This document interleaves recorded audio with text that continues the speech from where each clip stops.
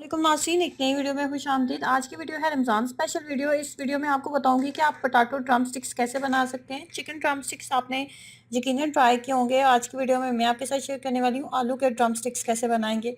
तो इसको बनाने के लिए सबसे पहले मैंने जिस चीज़ का इस्तेमाल किया है, एक ही चीज़ का इस्तेमाल करेंगे, वो है आलू। आलू मैंने तकरीबन आधा किलो लिए थे, फुल बॉयल कर लिया था। फुल बॉयल करने के बाद ग्रेटर की मदद से अच्छे से ग्रेट करेंगे। 1 चाय का चम्मच मैंने इसके अंदर नमक ऐड किया। 1 चाय का चम्मच नमक, 1 चाय का चम्मच सफ़ेद मिर्च का हम इसके अंदर इस्तेमाल करेंगे। उसके बाद 1 चाय का चम्मच इसके अंदर काली मिर्च का पाउडर ऐड करेंगे। काली मिर्च का पाउडर ऐड करने के बाद मज़ीद जिस चीज़ का हम इसके अंदर इस्तेमाल करेंगे वो है लहसुन का पाउडर। लहसुन का पाउडर आपको आम किसी भी किराना स्टोर से आराम से मिल जाएगा। तमाम मसाले ऐड करने के बाद हाथ की मदद से अच्छे से तमाम मिक्सचर को मिक्सअप कर लेंगे। उसके बाद हाथों के ऊपर ऑयल लगा लें। ऑयल लगाना बहुत ज़रूरी है, वरना इसकी अच्छी सी आप शेप नहीं दे पाएंगे। उसके बाद इसके अंदर मैंने मोज़रेला चीज़ का इस्तेमाल कर रही हूँ। एक बड़ा खाने का चम्मच इसके अंदर मोज़रेला चीज़ ऐड करेंगे। हाथों को ऑयल लगाया होगा तो ये बहुत अच्छे से फाइन आपको बहुत अच्छी शेप में मिल जाएगा।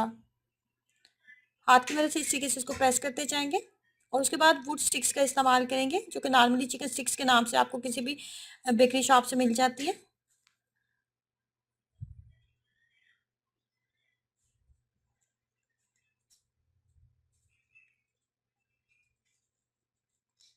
इस तरीके से तमाम मैं तैयार कर लूँगी। उसके बाद अंडे की कोटिंग हम इसके ऊपर करेंगे। अगर जब आप इसको बना दें तो इसको कम से कम 1 घंटे के लिए फ्रिज में ज़रूर रखें, ताकि ये अच्छे से सेट हो जाए।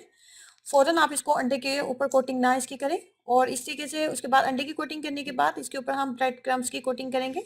ब्रेड क्रम्स की कोटिंग करने के बाद सिंपल हम इसको फ्राई करते जाएंगे।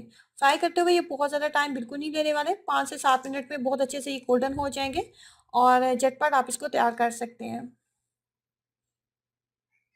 मीडियम फ्लेम के ऊपर मैंने इसको इस तरीके से तमाम को गोल्डन कर दिया था। ये बहुत ही क्रिस्पी, बहुत मज़ेदार बने थे। और उसके बाद मैंने इसके ऊपर ग्रीन चटनी और केचप लगाया था और इसको इफ्तारी में हमने एंजॉय किया था। ट्राई करें, अपना एक्सपीरियंस ज़रूर शेयर कीजिएगा। वीडियो को लाइक करना, चैनल को सब्सक्राइब करना मत भूलें। अल्लाह हाफिज़।